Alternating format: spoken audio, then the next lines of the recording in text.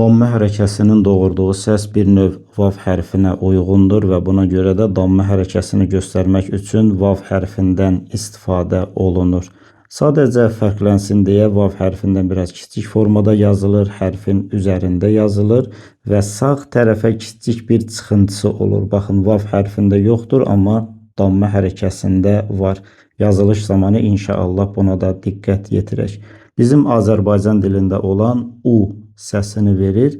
Burada da diqqətli olaq ki, səhvən ü səsi ilə əvəzləşdirməyək.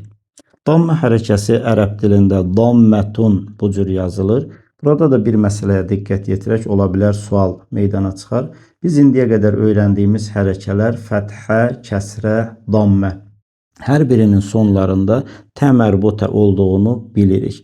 Bəs nəyə görə bu təmərbutənin səsi eşidilmir?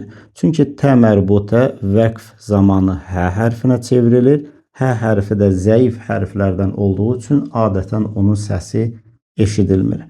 Amma biz ələl-xüsusən Quran-ı Kərimi oxuyan zaman çox diqqətli olmalıyıq. Bu hərfi tələffüz edən zaman onun məxrəcindən, xüsusiyyətindən düzgün bir şəkildə istifadə etməyə çalışmalıyıq. Bəs nəyə görə dammətun olmuşdur bu hərəkənin adı? Çünki mənası bu cür olur ki, girdə şəkildə bir-birinə qovuşmaq. Bu nəyə görə belədir?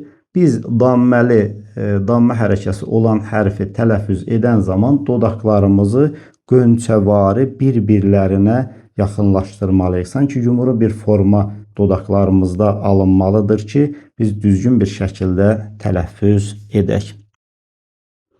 Və damməsi olan hərfi məzmum adlandırırlar. Burada biz nümunə üçün ta hərfini göstərmişik. Hər bir hərf olarsa, üzərində dammə hərəkəsi olarsa məzmum adlanır.